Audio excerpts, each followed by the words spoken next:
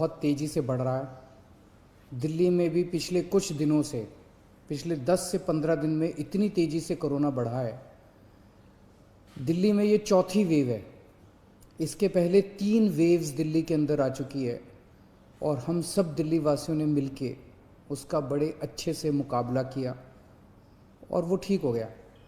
अब ये चौथी वेव आई है जो बेहद ख़तरनाक है, बहुत तेज़ी से बढ़ रहा है। इतना तेज़ी से बढ़ रहा है कि बहुत सारे लोगों की समझ के बाहर है। जैसे कुछ दिन पहले तक,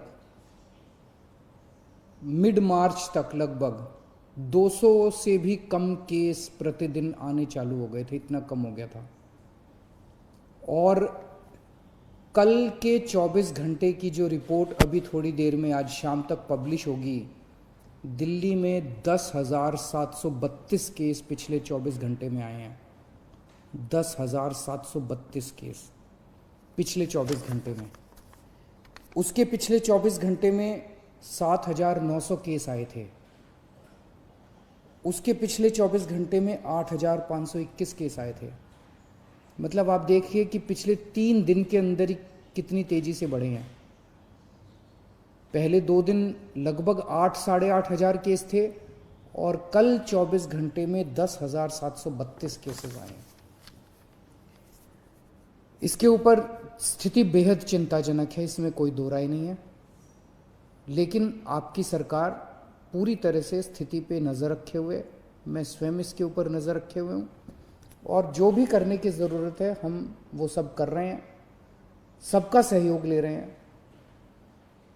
इस वक्त हम मोटे मोटे तौर पे 3 स्तर पे काम कर रहे हैं। एक है कि किस तरह से कोरोना को फैलने से रोका जाए। इसमें ख़ास तौर से सरकार अकेले बहुत कुछ नहीं कर पाएगी। दिल्ली वासियों को, आपको सबको इसमें सहयोग देना पड़ेगा। आपने पहले भी बहुत सहयोग दिया, हर बार सहयोग दिया। हर बार जब भी वेव आई, दिल्ली के लोगों ने बढ़ चढ़ के सहयोग दिया, किसी और के लिए नहीं। हमें अपने लिए, अपने स्वास्थ्य के लिए, अपने परिवार के लिए बढ़ चढ़ के कोरोना के सभी प्रोटोकॉल्स फॉलो करने पड़ेंगे। अपनी सेहत अपने हाथ है। अगर हम, अपनी सुरक्षा अपने हाथ है। जो 3 चीज़ें बार बार बोलते हैं, मास्क पहन के रखिए, सोशल डिस्टेंसिंग कीजिए और बार बार हाथ धोते रहिए।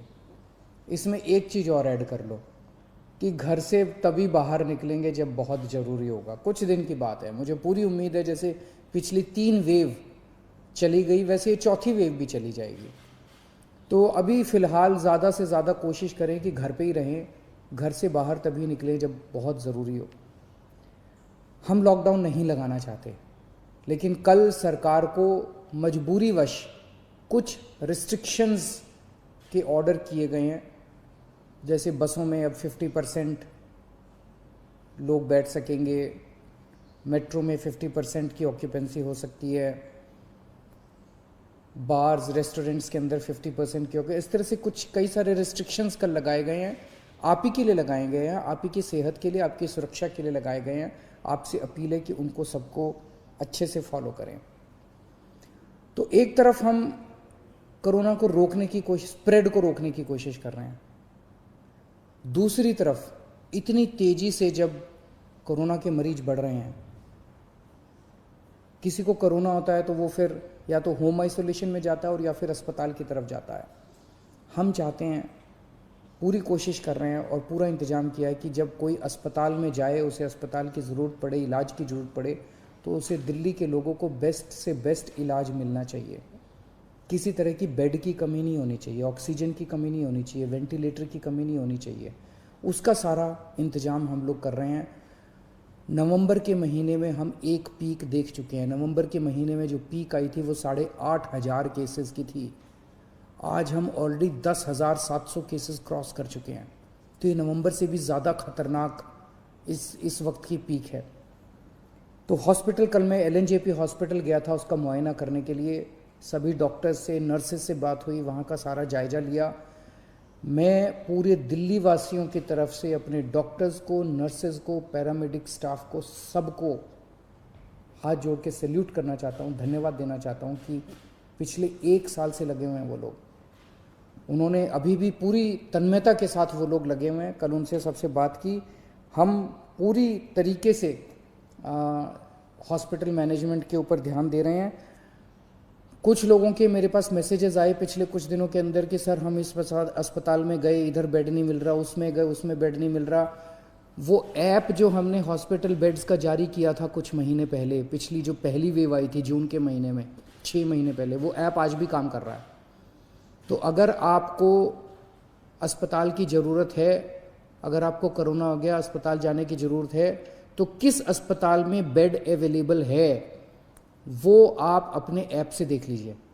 ऐप, सारे लोग ऐप डाउनलोड कर लो और उस ऐप से आप लोग देख लीजिए कि किस अस्पताल में बेड की ज़रूरत है और कहाँ। तो सीधे मरीज को उधर ही लेके जाओ, एक अस्पताल से दूसरे अस्पताल में जाने की ज़रूरत नहीं है, पहली चीज़।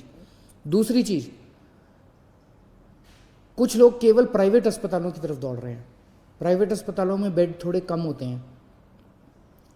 अब दिल्ली के अंदर पिछले 5 साल में आपकी सरकार ने मिलकर दिल्ली के सरकारी अस्पतालों को बहुत शानदार कर दिया है। दिल्ली के सरकारी अस्पतालों में बहुत अच्छा इलाज हो रहा है। पैसे वाले लोग भी दिल्ली के सरकारी अस्पतालों में जा रहे हैं। मेरी आप लोगों से निवेदन है कि सब लोग प्राइवेट अस्पतालों की तरफ मत दौड़िए। सरकारी अस्पतालों में जाएंगे, वहाँ भी आपको अच्छा इलाज मिलेगा। सरकारी अस्पतालों में भी आप जा सकते हैं। अगर आपका ऐप दिखाता है कि सरकारी अस्पताल में बेड खाली है तो सरकारी अस्पताल में जाइए, लेकिन अस्पताल में तभी जाइए जब आपको ज़रूरत हो।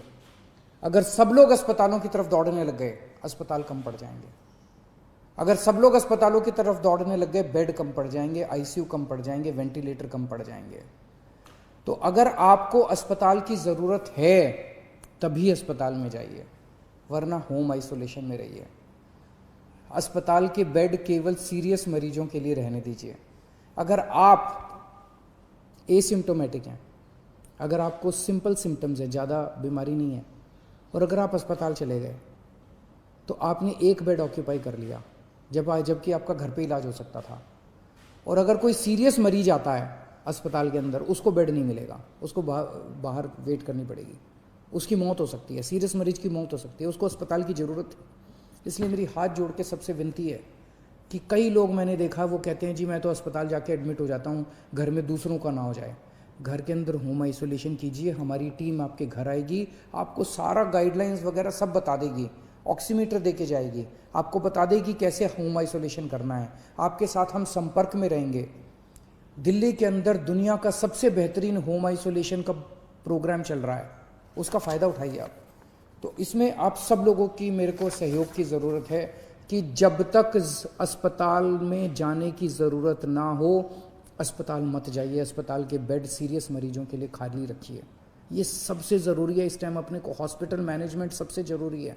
दुनिया भर के अंदर मैंने देखा है किस तरह से अस्पताल कम पड़ जाते हैं। इतनी तेज़ी से फैलने वाली बीमारी है कि अस्पताल अगर कम पड़ गए तो फिर बड़ी दिक्कत हो जाएगी। मैंने पहले भी कहा था लॉकडाउन के लिए कि लॉकडाउन के पक्ष में मैं नहीं हूँ। मुझे लगता है कि लॉकडाउन कोरोना से जूझने का समाधान नहीं है। लॉकडाउन किसी भी सरकार को तब लगाना चाहिए जब उसकी अस्पतालों की व्यवस्था कोलैप्स कर जाए और उसको ज़रूरत हो कि लॉकडाउन से कोरोना की गति धीमी हो जाती है। अभी अस्पताल की व्यवस्था हमारे कंट्रोल में है, आपका सहयोग चाहिए। अगर आपका सहयोग मिलता रहा और अस्पताल की व्यवस्था काबू में रही, हमें दिल्ली में लॉकडाउन लगाने की ज़रूरत नहीं पड़ेगी। लेकिन अगर अस्पतालों के अंदर बेड्स की कमी होने लगी और अगर अस्पतालों के अंदर बेड्स नहीं मिलने लगे तो कहीं ऐसा ना हो कि दिल्ली में लॉकडाउन लगाना पड़े। हम दिल्ली में लॉकडाउन लगाना नहीं चाहते, आपका सहयोग चाहिए।